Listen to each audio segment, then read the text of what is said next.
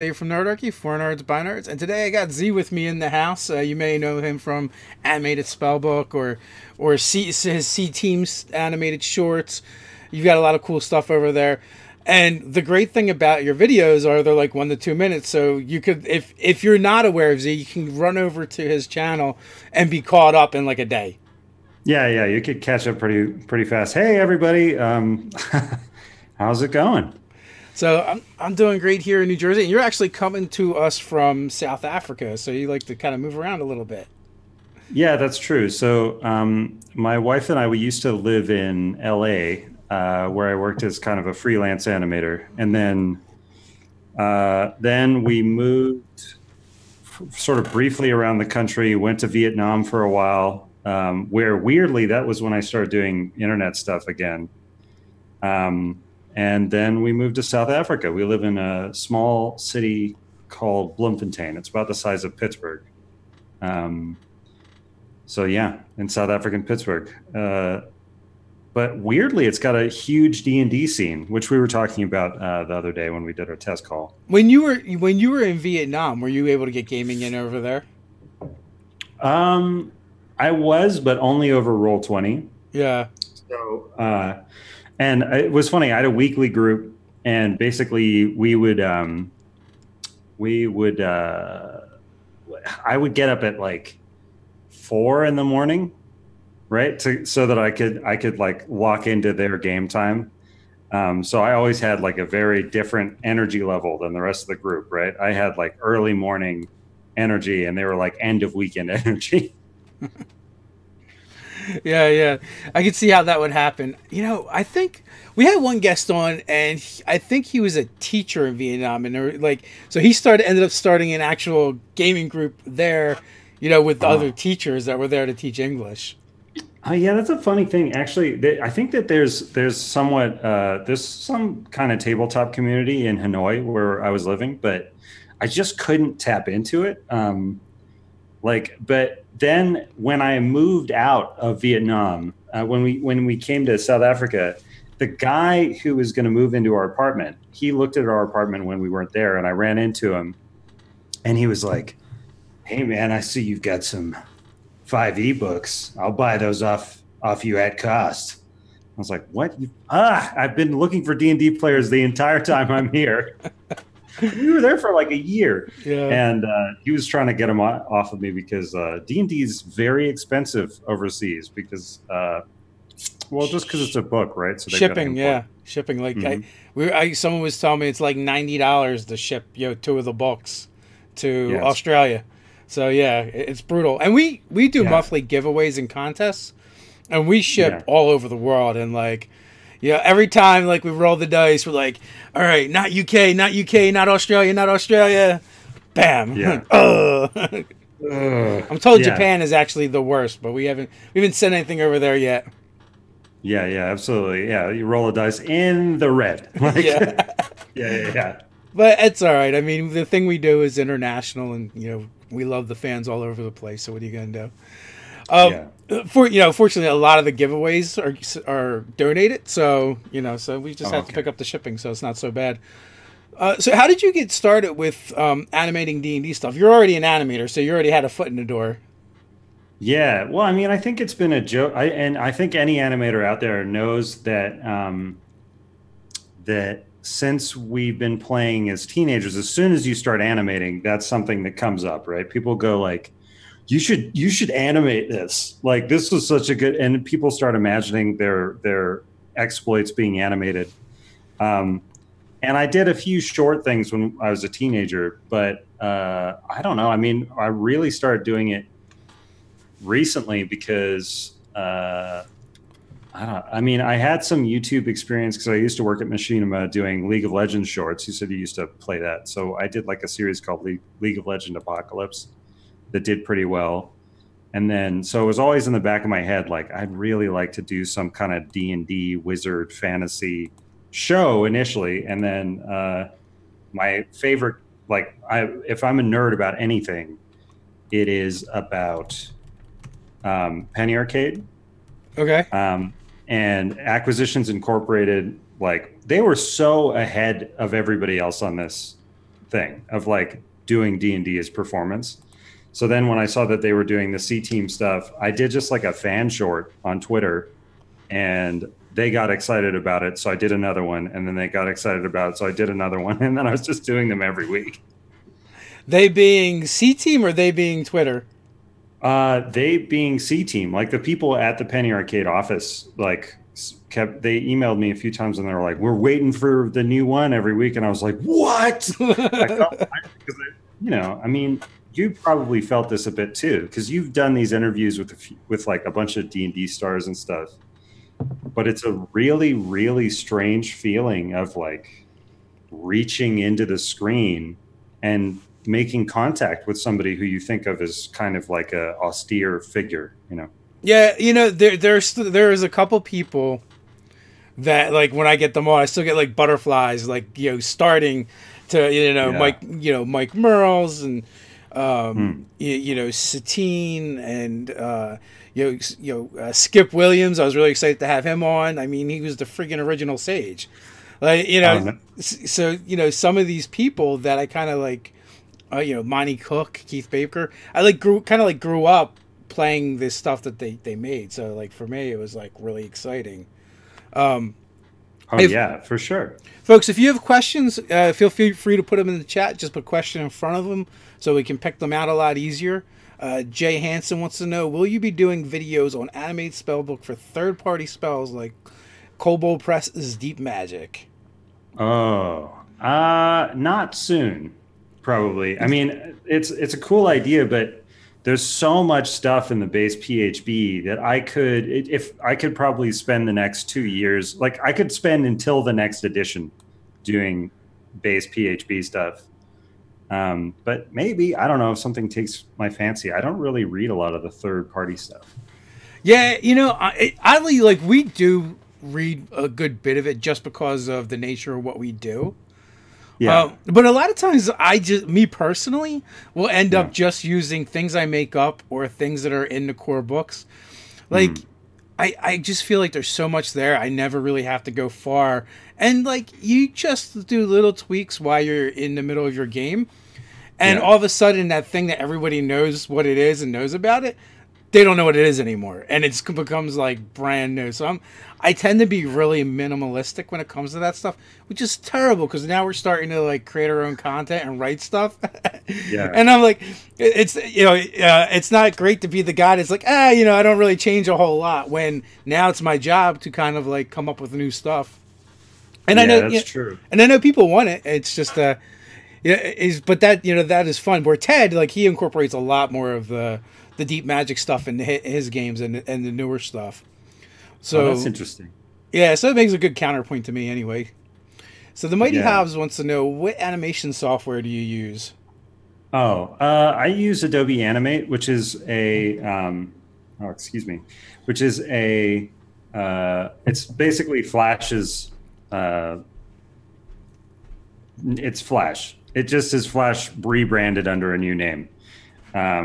So it's like a vector animation software. It doesn't do a whole lot for you. It's still animating. I know we were talking the other day, and you were saying that you've seen some softwares that kind of pre-animate stuff for you. But yeah, no, Animate doesn't do that. Yeah.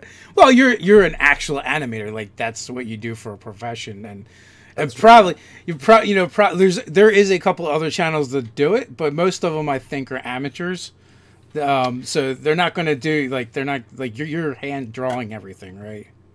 Yeah, on the hand drawing. Yeah, exactly. Most everything. Yeah, so it's a little different, and that's almost easier for me because I've always had this thing about, and this is more about 3D versus 2D, because for a little while I worked as a game animator, but just doing like iPhone stuff. But we would work with Unity and 3D assets and stuff like that. And I always felt like 2D animation, it's just you fighting your skill level. So if you're not good, it's not going to look good. Like you can't make it look good if you're not good. But you have to, you fail in a very straightforward way, right? And so you can't, there's just stuff you can't do. Whereas 3D, it does a lot of stuff for you, but you're always fighting the program. So it'll like, it tries to automate stuff for you, and then it glitches out, or like you think something's perfect, and then you turn the camera and you realize that the knees are bending backwards. You know what I mean? So how did you get into animation? I'm kind of curious because it's almost like one of those like rock star jobs, right? As a kid, you're like, oh, I want to do this, or comic books or anything. But I would feel like it's something that's really hard to break into. Oh, yeah. I think that on the outset, animation seems like a much more glamorous job than it is. Like, because the thing with animation is that I wanted to go into comic books, and my father was a sound engineer, and he was kind of working like adjacent to the advertising and film industry when I was a kid. And so when I was asking him about like, okay, what do I need to do, or like this, I need, this equipment to become a comic person. He basically just went like, comics are dying, son. He sat you down and had the talk. Yeah, exactly. Just like, that's not going to work out. I don't think. Maybe you should do this other thing. I've heard that animation's a big thing. And I liked anime at the time. So I was like, okay, cool. That seems just as good. But after, the thing that bounces people in animation is the work. Like, it's just a stupid amount it's like programming, where like it's an insane amount of work, and no one, like, programming's worse though. I mean, my programmer friends. You know what? Let's break it down for people, right? You do 1 to 2 minute videos. Yeah. How much time do you invest in a video that's 2 minutes long? A 2-minute video is probably, I mean, it's hard to say, but like, it can be anywhere from, I don't know. I mean, over 30 hours, under 70. Wow. So like, but it also, it depends. Like the one of the ones that did really well was a very long video, and it took me like, not long in terms of like running time, but it took me like 2 weeks of just like working my ass off to get it out. And it did pretty great. It actually sort of kicked all of this off in a way, and that's the one on like weak characters being better. But cool. Even then, I don't think people respond to the animation as much as they just respond to like somebody talking about something. Like, you could probably get away with, using one like Go Animator or something, right? Because there's a lot of different styles out there, but I think it's just something that's interesting and fun to look at. Whether it's like really quality animation like you're doing, or even some lower end stuff, people have something interesting to look at why they listen to the story, and I think that's a huge selling point for it, and probably a big reason why these animated stuff is having such success. Yeah. Stitch the Alchemist wants to know how you got into gaming. How I got into gaming? Oh, wow. I don't know. I've always loved video games. And then I went to a comic book shop to get some Magic cards, because we had some friends come into town, and their sons were they were from Belgium, and they like had these really super thick accents, and they were just like, so cool Magic, and so they got me into Magic, and then they left, and I was like, I need to get a pack of these. I was young though, so obviously I didn't get the pack. My mother was going to buy it for me. So she brought me into this shop, and I was about to buy a Magic pack. And then the guy at the store, Jamie, was like, you don't want to buy Magic. All right. You don't want to do it. And I was like, what do you mean? He was like, what you want to get is Legend of the Five Rings, my son. And so he got me super into L5R, because there was a big explosion of that for a little while in like the early 2000s, I think. Then that got me a job just through L5R stuff. I got a job at like a carnival, like selling candied nuts through like friendships there. And so every day on the truck ride from town into the like fair grounds in the mornings and at night, the other guy who rode with me would talk about D&D, and like I didn't understand how I didn't understand how that could be a game where he'd be like, we were all gypsies and then we like tricked these goblins, and I'm like, but how? Like, what are you talking about? So eventually I finally sort of fell in, and as soon as I played, I think it was 7th Sea, I immediately treated it like a video game, and I tried to go full murder hobo and like kill everybody and get their gear on the ship. My character died, and then when I got home, I was like, I can't afford these books, but I think I know how this game works. And so my friends and I, the younger crowd, right, all started making tabletop games because we didn't want to pay for them. And so, like, system after system, iteration after iteration, we just slowly started churning out these more complex role-playing games. So you got into gaming by making up your own. Yeah. Well, So yeah, you just essentially said two things on here that I've never heard anyone say before. Okay. And I've always wondered, right? I'm like, almost I feel like, you remember Pee-wee's Big Playhouse? When they said the secret word, how things are supposed to go crazy. Well, when you said, yeah, I felt like that should have happened when you said I played 7th Sea.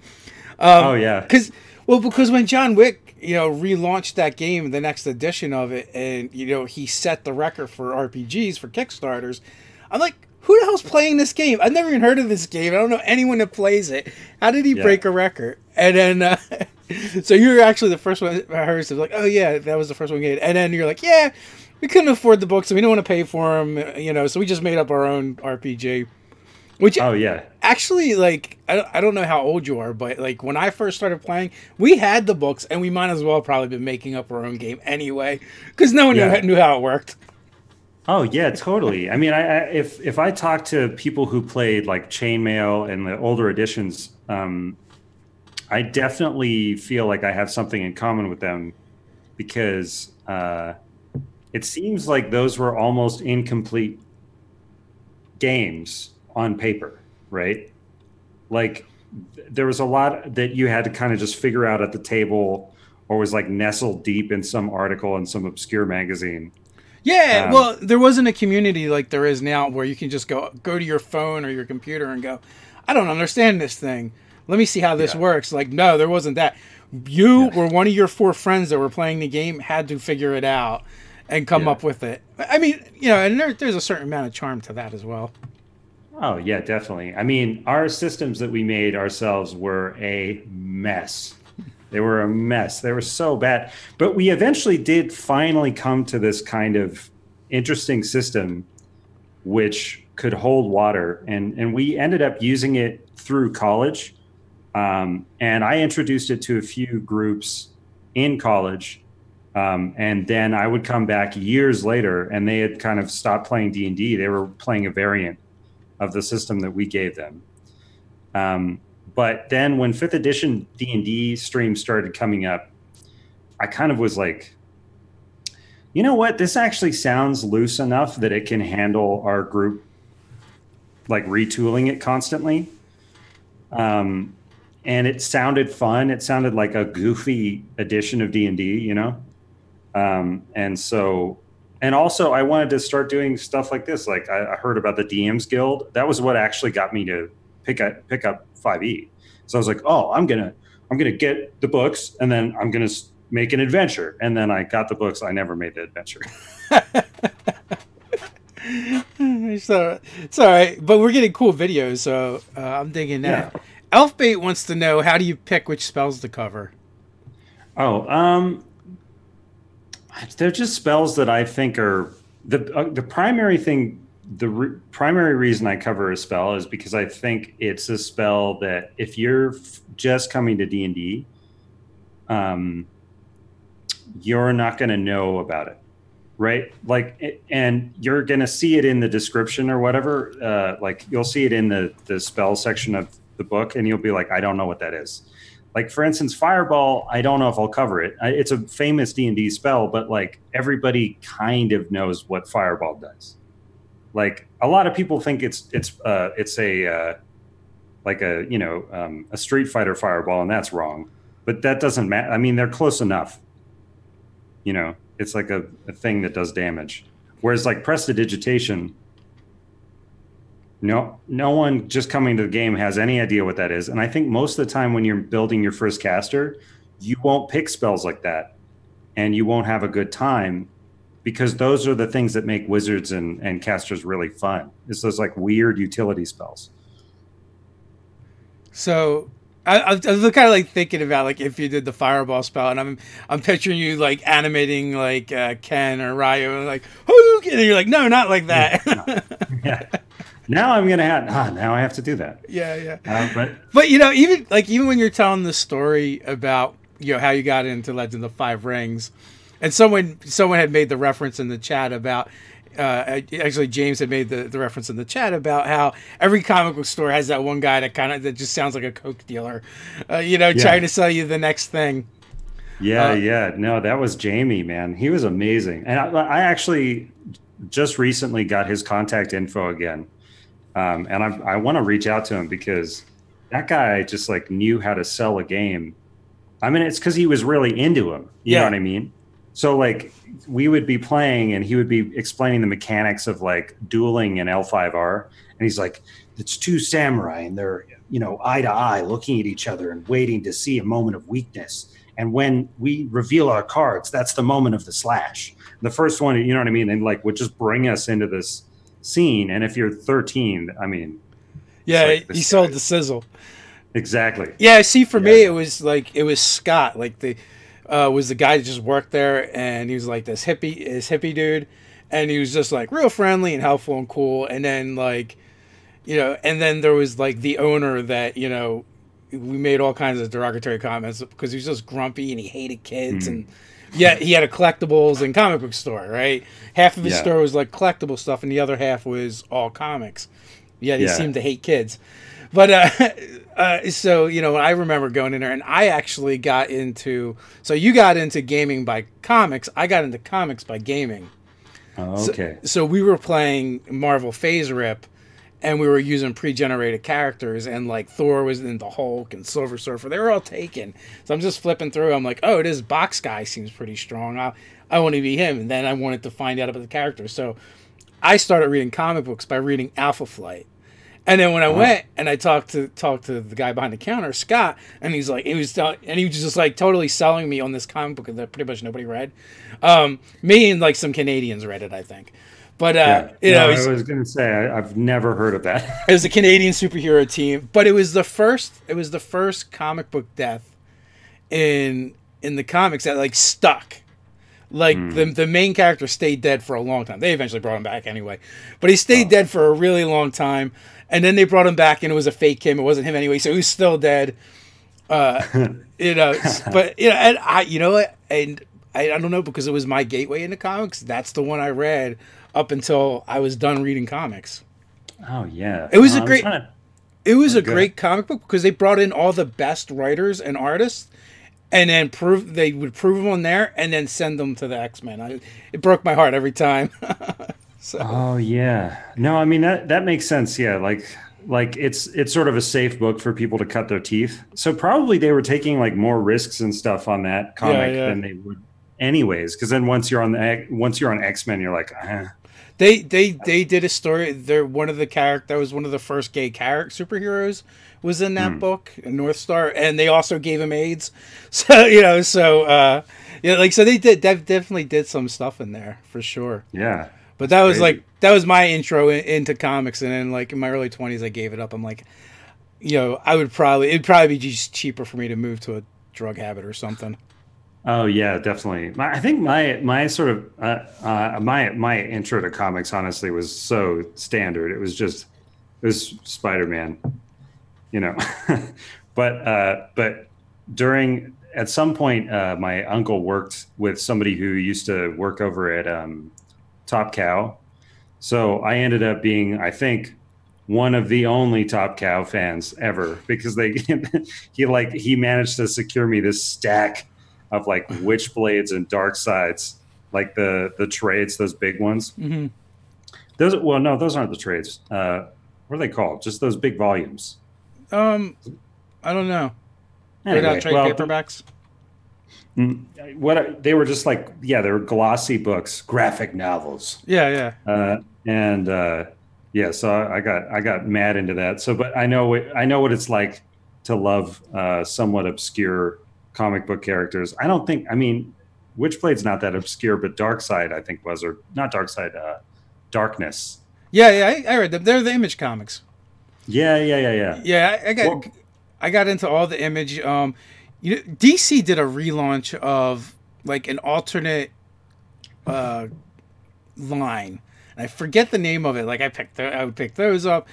The problem became is like I would go and I would pick up like 10 to 20 different titles every week easily, and that just started getting costly. Yeah, yeah, definitely. Moon Knight, Daredevil, all the X titles. I was picking up like everything that Image was putting out. This alternate from DC, I was grabbing a couple of those. I don't even remember. I just remember the one character was like called the Fly or something. He had some amulet that he would give him fly powers. Yeah, but we're literally going back like 20 years or more. So 20 years. Yeah, I don't know. I mean, yeah, there's like a weird era of comics that I think bounced me and bounced a lot of other people, and that's when they got like really dark in the late 90s. Early 2000s, like when Spawn kind of revealed that there was maybe some business in making your stuff like crazy dark. Yeah. So I had been reading, like the decade before and up until then. I probably stopped like soon around then. Yeah. So DM Don, I went to the Art Institute for animation, but computers broke for me. Where did you go to school, and also what's your favorite way to animate? Which art institute did he go to? I went to the Art Institute of Pittsburgh, and I immediately realized that it was a sham, and I left. Or not immediately. It took me a year to just kind of go like, this doesn't seem like a school that's going to produce the results that I want. And then I went to a school called Edinburgh University of Pennsylvania, where a retired Disney animator took hold of the department like a few years before I went over there. And he kind of took me under his wing and was like a mentor as I was going through college.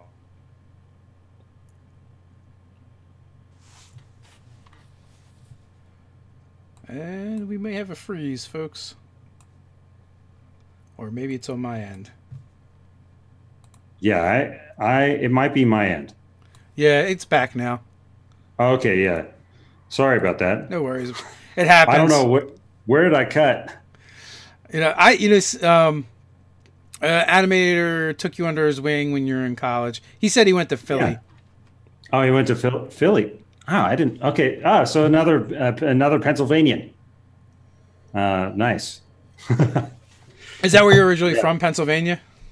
Kind of. Oh man, it's such a crazy story. My family, my family are South Africans, and they were musicians, who were doing really well in South Africa, and so they were kind of like, okay, you know what? We can take this fame, we're building it up, and we can move to LA, and we're going to become rock stars. And my dad is like, he's from a family that used to own this like massive soda company. So they're sending their money forward to someone else. And when they arrived in the U.S. where they'd sent all the money was gone. It's the reverse Nigerian prince scam. It is exactly. Yeah. So they got screwed. And so then they landed and just got stuck in a bunch of like crazy misadventures in LA, which led to, well, I was born there. And then we lived on a school bus traveling the country, like that show, the Waltons or something like that. No, I know what you're talking about. Oh man, it's not coming through. Someone in the chat will say it. Yeah, it's one. I mean, like I said, it's a crazy story. But what ended up happening is they knew somebody up in PA, and after they sort of got rid of the bus, and there's like a million crazy things that happened. At some point, the bus broke down in the desert, and my dad had seen Partridge Family, that's it. Partridge Family. Yeah, exactly. Yeah. It was like imagine a dark Partridge Family, just like a scary Partridge Family. Because it's real and the stakes are real. But yeah, so he was like, he had to go get this part, and he knew what the part was. So he went back to he'd seen a scrapyard on their way there, like within walking distance. So he went back to the scrapyard, and the dude working the scrapyard was like, "Listen, you can have the part, but you have to get it yourself. There's a rattlesnake out there." And he said there's like a rattlesnake wrapped around like the base of the table where the part was just sitting on top of it. And he had to like go and grab it makes me think of Flash Gordon, you know, when they had to stick their arms in the hole. Yeah. Well, I don't know it from Flash Gordon. Sorry, I was thinking Dune, but probably similar. The pain box. Flash Gordon might be going back too far for you. Yeah, that's just on the edge of my pop culture periphery. Like I know what it is, but I don't know specifics. So we have a request in the chat, and that's for you to please keep making videos on weird ways to use spells. Oh, sure, I will. I don't know. I mean, for sure, that's the hope. But yeah. Anyway, yeah, we ended up in PA through, all that stuff. Ended up there, and they bought a house during the summer or they started renting a house in the summer before the first winter came around, and that's when they realized their mistake. Because we were up by Pittsburgh, where the winters are brutal. They're so bad. Not quite like South Africa, huh? No, South Africa's amazing. Well, but right now we're going through like a crazy drought. But not where we are. Where we are here, we're having a totally different problem where the government is like not the local government, the local municipality is not paying the private company who provides all the repairs to the pipes and the water systems. And so this private company is basically holding the town hostage. Like, we're not going to fix anything. You guys aren't going to have water in certain places until we get paid. Well, I mean, that sucks. And it's also, it's kind of reasonable to want to get paid as well. Yeah, no, it's fair, yeah. But it sucks that you have to worry about that. So, DEC7M2, how do you feel about letting PCs making best laid plans but crushing their hopes and dreams because the villain already predicted what they were going to do? Oh, that's interesting. Okay, so wait, so like... he's asking, like, players come up with a super sweet plan and the villain just totally thwarts it because they predicted it already. So, I would say that generally as a DM, one of the great things about D&D is that there's incomplete information on the other side of the table. So if the players come up with something super, super cool, I don't know if I would be as hard on them in those situations. Like if they come up with something really clever. But the weird part of that question is like, I don't know if I've ever been in that situation. Every time the players come up with a plan, I'm like, I didn't predict this at all. I need a minute. Yeah. What? You do what? And, I mean, it's very rare that I would have thought like, oh, well, he knows that they're going to try and do this specific thing. Unless they do it in every single encounter. And then, yes, then it's time to sort of give them a little wake up call to like use different tactics from time to time. I agree. Like so the problem is it depends on why and how you're doing it. If you're like, well, this guy would have thought of that, and you're just like shutting your players down. Yeah. The unforeseen consequence of that is never having your players do anything interesting again. You do that too often, and they're going to be like, "Why should we put all this time and effort into it if it's not going to work anyway? Let me just hit it with my sword, and I'll just cast fireball." So to a certain extent, you want to reward them. Now, if it is a villain with like a super high intelligence and wisdom, yeah, you might do that from time to time. But you definitely don't want to make it a mainstay of your game. Yeah, I'd agree with that. I mean, I think that anytime you can see that your players are playing the game like a card game, you might, well, okay. I mean, that said, like every play style is valid. So if that's actually the play style that you want to see, then that's great. But if I see that happening, then I know that I screwed up and I've made them too scared to sort of think creatively. And they just feel like, okay, well, I'll just do what's on my sheet. Yeah, or or it's okay to thwart them, but at least do it in an interesting way, or have something happen because of that plan that would not have happened anyway. Maybe it may not go off the way they anticipated or wanted to, but if it just is a complete shutdown, that would probably dissuade them from doing stuff. And you're absolutely right. Every play style is a valid play style. It's just a matter of matching up the right players and the right play styles and at the right table. Yeah, that is one of the funny things about giving advice about this sort of stuff is like there's so many weird different schools of thought. And especially, I think that they're probably going to start aligning a little bit more as time goes on because there are people on the internet talking about their play styles and their theories. Like there's going to be some emergent things where it's like, okay, so there's critical role play styles, there's C team play styles, there's like, Colville play styles. That these will probably start to emerge like as mainstays. But what used to happen is, like you were saying, we figured out the rules on our own. Like you didn't talk to him. There wasn't a solid through line of D&D culture in at least in the early 2000s and before. And so I think some of the older players have these like really eccentric expectations about what's going to happen when you get to the table. Well, yeah, that could very well be the case as well. Orcslayer, how do you get new players still learning the game into using RP spells like prestidigitation? You reward them. I mean, you let them work. I think is the only way. And the other thing too is you show them as well, right? You know they don't know that it's a cool RP spell, maybe necessarily, but what if an NPC uses it, or they see a performer doing it, and you describe them doing some stuff that they're unfamiliar with, and they're like, oh, what is they doing? And they're like, oh, that's a really simple cantrip that your character's probably encountered. You just chose different ones, and they're like, oh, I can do that. So I always find like, you kind of have to like train your players a little bit to do the stuff that you think you want them to do, and the best way to do that is by example. Yeah. Oh, wait, no, I want to change my answer. Send them our videos. That's yeah, there you go.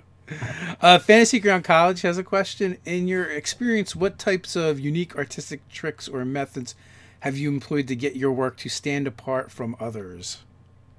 Oh. I don't know. I mean, I got really into Tove Jansson, who's the original illustrator for I can't remember if it's the Swedish, it's some Northern European country's version of Lord of the Rings. I don't know. She did these amazing illustrations for it, but the ones that actually went into the book aren't even the coolest ones. If you look up Tove, or I think it's Jansson, there's some sketches of hers as she's trying to adjust from her children book style to a new style for Lord of the Rings. It's a little bit more adult. She did these like really interesting drawings. And then I looked at that and I was really into it one week. And so then I started drawing like that. I mean, this was like 2 months ago. And the thing about it is that nobody's animating that way. I'm sure that there are people drawing that way. The other thing is that I used to work for Red Bull, or as a freelancer for Red Bull. I used to do Red Bull illustrations, so there's like a connection there. There's like some connective tissue between the way the Red Bull cartoons are built up and Tove Jansson stuff and the older D&D black and white stuff. There's like a kind of like a jankiness to it that I think is charming and kind of interesting. But the real answer is like, you take a look at something and if it's cool and you like it, you just copy it. Well, and you know, that's it. And then, you know, eventually you copy it and you make it your own and it becomes your own thing. Also, by some like chance or odd miracle, you have not encountered these work before. In the description, guys, as always, there is a link so you can go check that out. Go subscribe. And like I said, it won't take you long to get through the catalog. There's a decent amount of videos over there, but they're all relatively short and they're enjoyable and funny and easy to digest.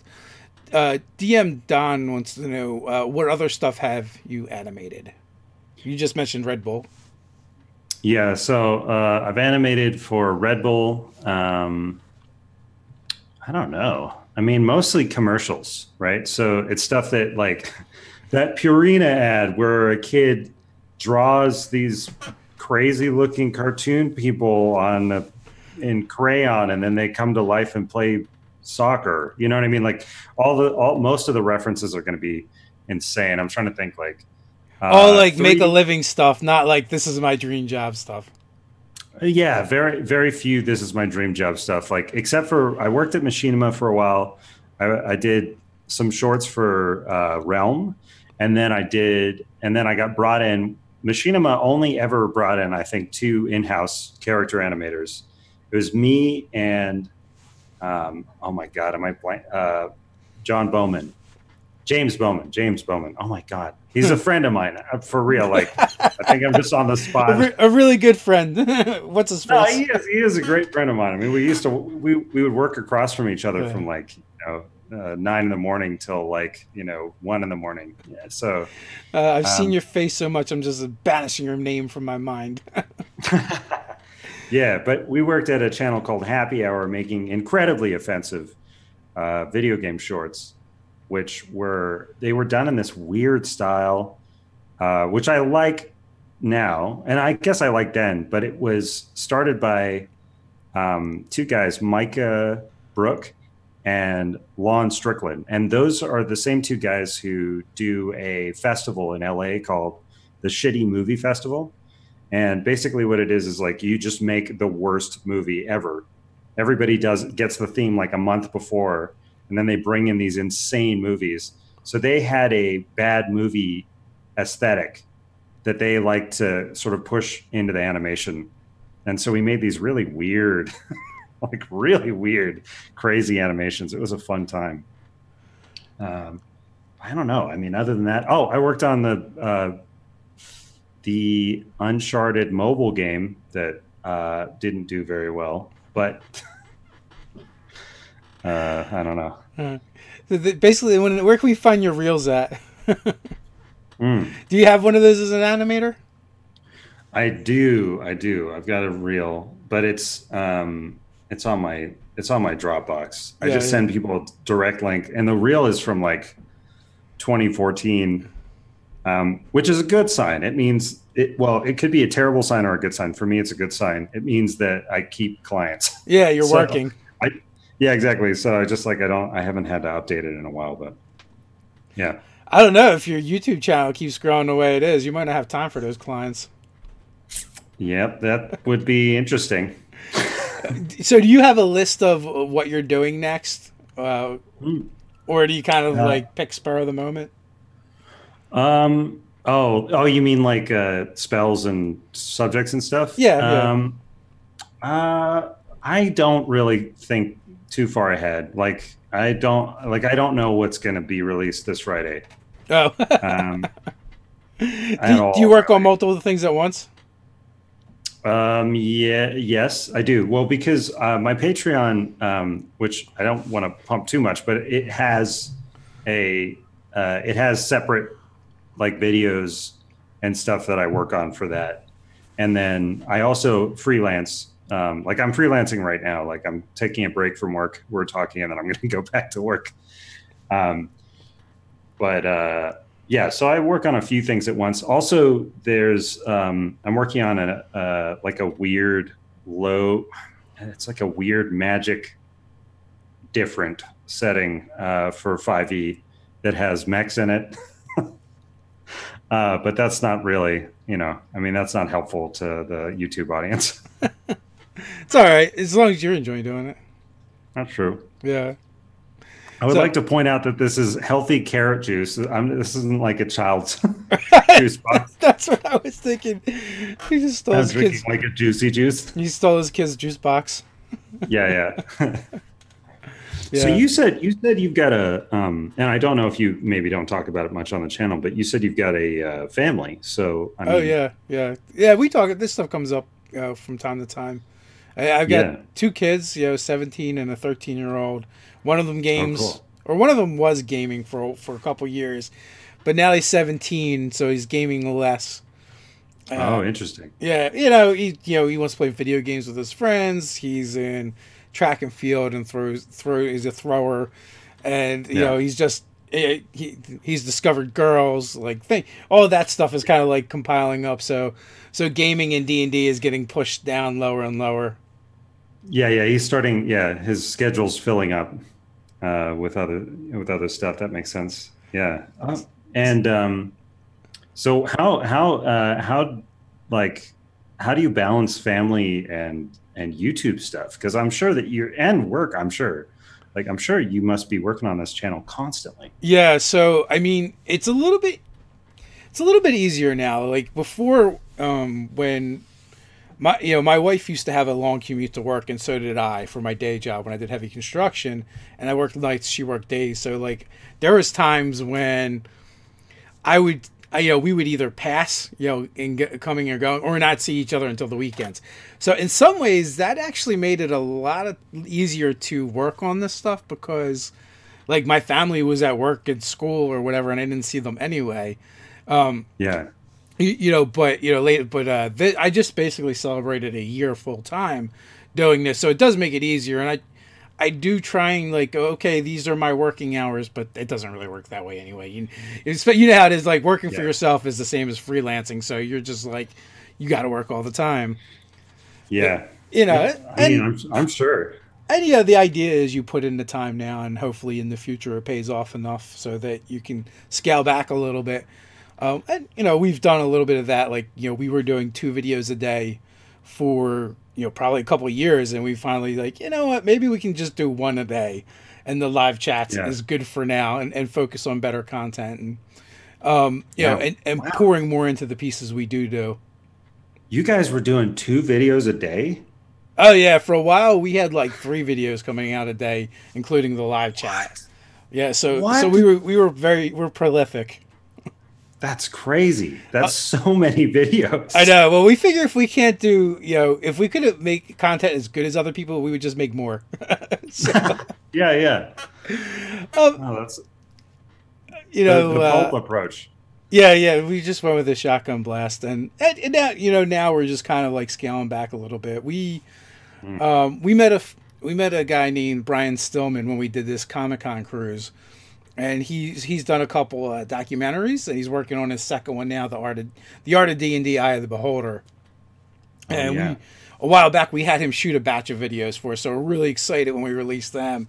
Which I was hoping for this week, but it looks like it's going to be next week, where we kind of we're kind of stealing from WebDM with our 3-camera shoot, and and we're going to do a highly produced video and see what it looks like. And we've seen the first one so far. I'm like, oh my God, this could be on TV, and we don't sound like idiots. The the ahs are gone. Our New Jersey isms, like, and like, there's not as much as that in there. Also in the chat, Ian Trout is like, no, I want to know more about mechs in D&D. You want to know more about mechs in D&D? Okay.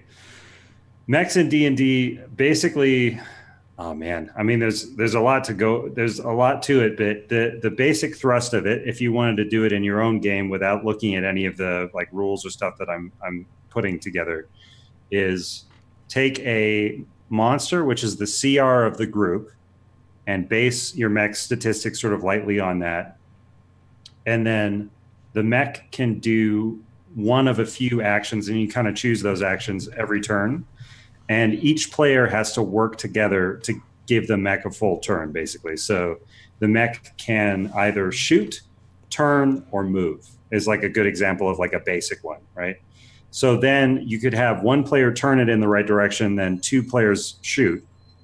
Ideally, sort of they're working together in the cockpit. And then depending on the way that the enemies around them are reacting, you can have these really interesting, engaging fights with really high CR, with like higher kind of CR monsters. Because if a group is in a CR mech of their group level, that means that they've effectively doubled their effectiveness, right? So you can sort of play with sort of higher level monsters, and it'll give your game a little bit more texture, where if you've got a level 1 group that's got a level 1 CR mech, they can have a kind of like, 2 CR fight. And then the next thing they know, they're still level 1. So when they've got to go through the caves and stuff to go and find like some part that they need in order to upgrade their mech, but they can't fit the mech into the caves, kobolds are a problem again. Goblins are a problem again. So it's been really fun, actually, sort of playing around and doing some play tests with that stuff. Oh, cool. So in our Ulthagania and our Chines of Discordia campaign, we have like all these different ages where eventually gods come in and they kind of like sweep things into it under the extra dimensional rug, right? And one of them was, I forget exactly. I think it was a war between like these super powerful mages and dragons. In order to battle the dragons, they built mechs essentially. Oh, and yeah. So like so there's still like relics left over. And one of the adventures Ted ran for a one shot was like through the mech. And then we have this place called Fausthaven, where it's kind of like it's kind of like a little steampunky, and it's in this valley or this basin in an Arctic region, except for beneath the city of the Underdark there has a piece of hell that's been transdimensionally moved there, complete with like demons and devils. And it produces like a rift or something. Yeah. So it produces heat, which the city then uses to power stuff and steam the power stuff. Well, my gosh, dude, that is the coolest idea ever. That the steam is being created by hell. Yes. So like it's run. The ruling family is warlocks. There's tons of warlocks, and the Undercity, right? The hell, actually, the devils have replicated the city below, and they kind of try and live like regular citizens. But in the meantime, they're also like trying to make deals and steal souls. And there's like gambling halls, and people from above can go down there, but you might lose your soul. Oh my gosh, dude! I mean, I like at the risk of being head to head to you on the steampunk thing. You have to put together a supplement for that city. That is a great setting idea. Yeah, and we're probably gonna do something. We've like been working on things here and there, and we've run adventures out of there, and then like kind of like attached to this, not exactly attached to the city, but near the city is a place we call the Junkyard, and it's ruled by the Junkyard Harpies, because I was listening to Car Talk on NPR. Yeah. And they said they had someone on, and they're like, "Don't let the Junkyard Harpies get you when you go to the junkyard." And I was like, "Oh my god, why is that not a thing in D&D?" So they rule it, and there's like kobolds and goblins and like kind of like the cast-offs of the city that lives there, and they kind of scavenge stuff. Well, they instead of having like a crane that moves things around, they have one of the arms left over from those mechs. And they use it to just like grab and they just use the arm, and the rest of it's either buried. So like the idea, instead of having the harpy song where it lures people, instead like their harpy song will probably like animate junk. And so I don't know. It's so great. Yeah. Well, that's why we love D&D. You can do all these crazy fun ideas. Dude, that's so great. Full disclosure, I am making a steampunk setting. Like that's what the mech thing is, but it's not. These things are similar, but not the same. You know what? There's nothing. Idea. There is nothing new out there for the most part. We just put our own spin on it. Oh, totally. We ran an open legend game, which is like open source. You can find it online for free pretty much. But we ran an open legend game, and we let the patrons vote on what they wanted us to play. And the top thing was steampunk, eldritch horror, espionage, and fantasy, and they were so close together. We just made a campaign that incorporated all of them. Yeah. No, that's great. I mean, well, there is kind of an overlap. The only one that doesn't like obviously overlap with the others is steampunk. I mean, because like there is just like a weird Lovecraftian thing in D&D anyway. A little bit, you know, with like aberrations and stuff like that. So I can see that working. But the only problem with D&D is always hard to get players to respect that, like because they just want to kill the monsters, you know, to get that fear in there. But so instead of actually being steampunk, that ended up being more like Arcana-punk. Yeah.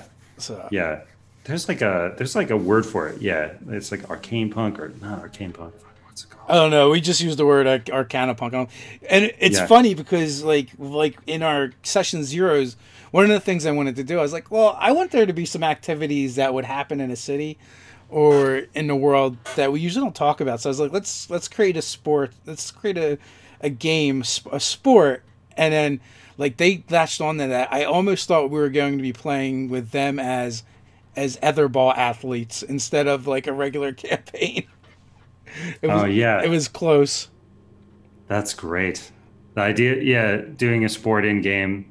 And did you guys like make a mini game for it or something? We kind of like outlined it, and so the idea was there was 13 like city states, these flying cities with with mix of races, and they're all kind of like xenophobic and didn't get along, and the only time they really traveled freely between them was for this sport, for the game.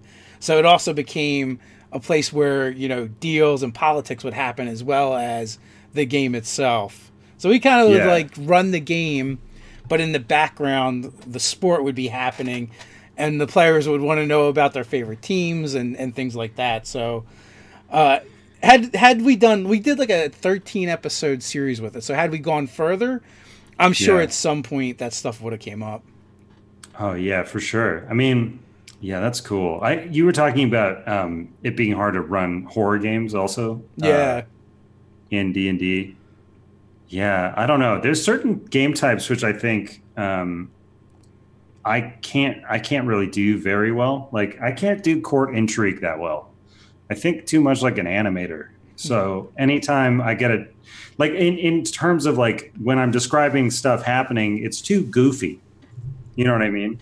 So like when there's an action sequence or something, it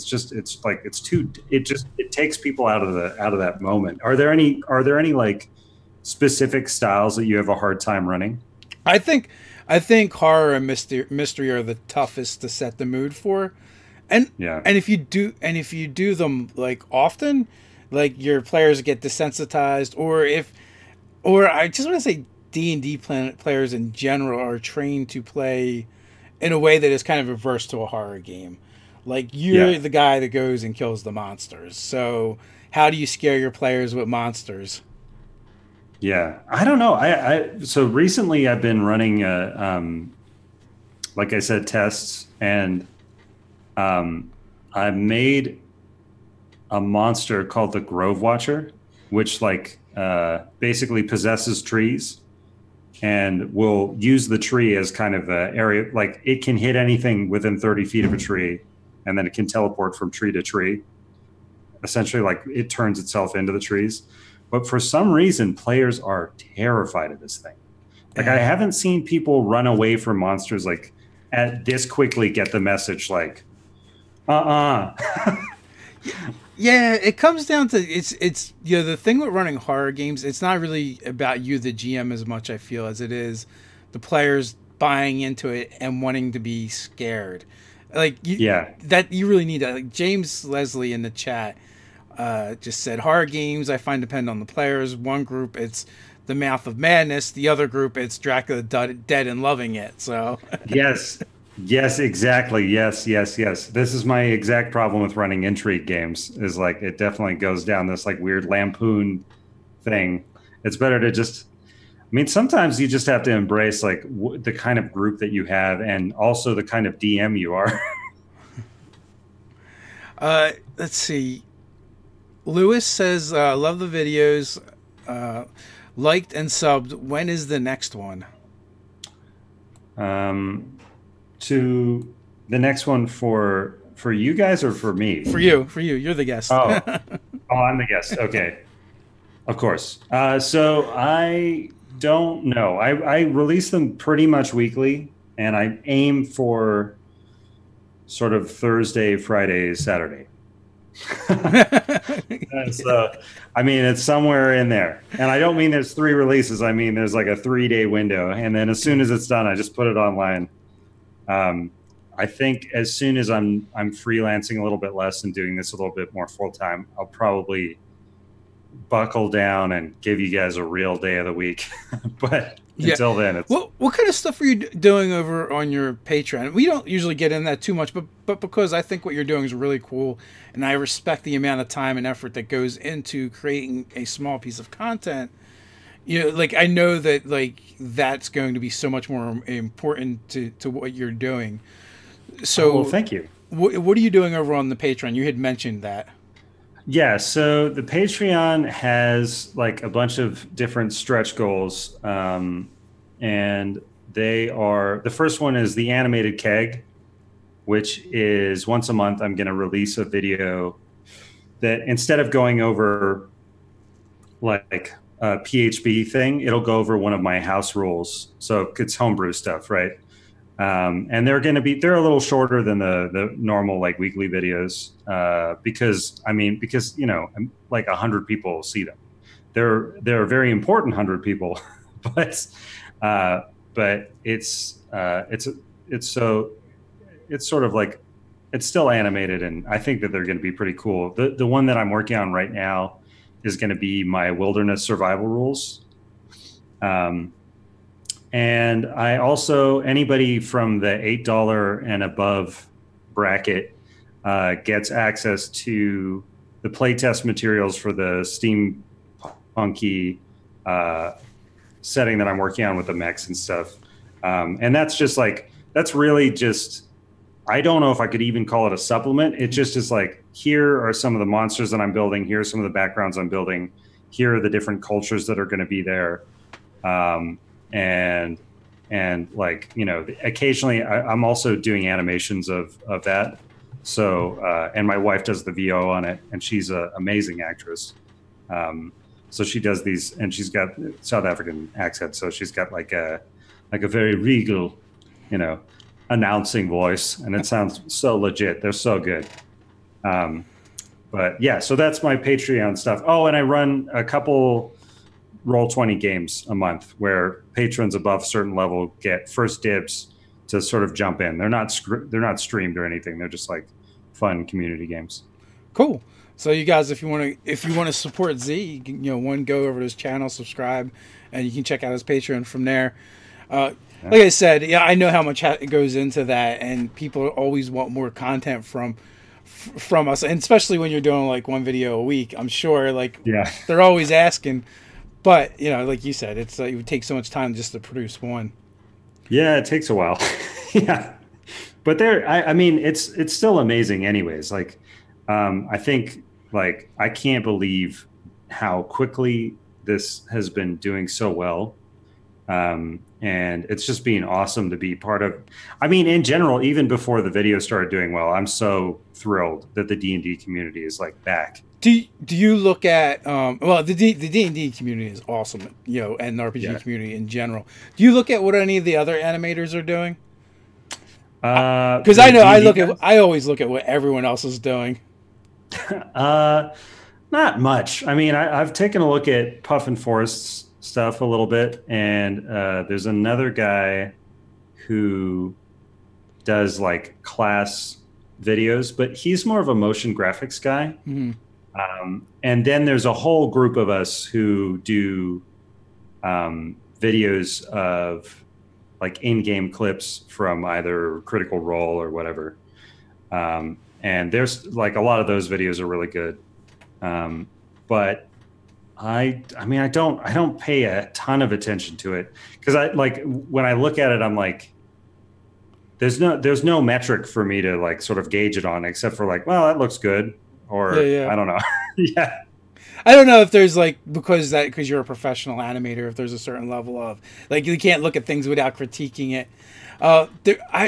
There's one woman that put out a video, and it was like her first one she did, and I looked at it, and she had like 700 subs and Yeah. 3,000 views on it. And I went back and looked at it like a day or two later, and it was like 99,000 views. It Yeah. was Yeah. like I did how I destroyed the world with karaoke or something. It was a great video.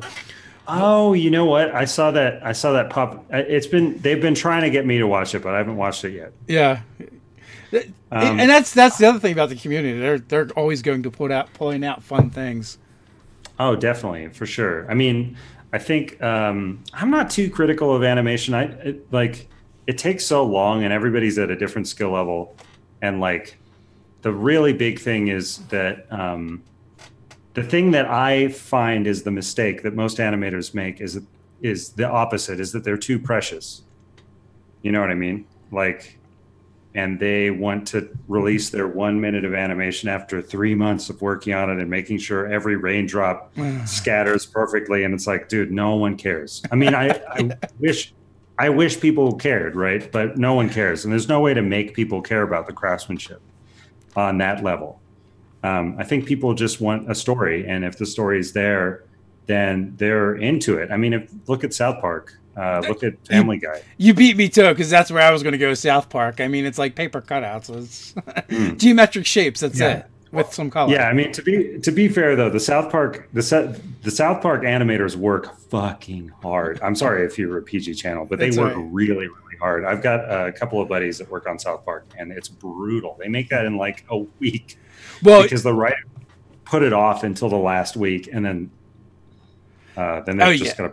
they're producing so fast and like they are so topical all the time. Like so, they're doing shows on what's going on right now. Yeah. So you Oh can, yeah. it's one thing to write it and do the dialogue and even the voice work, but to actually be the one that has to then, do the animation and the illustrations for that, yeah, that's crazy.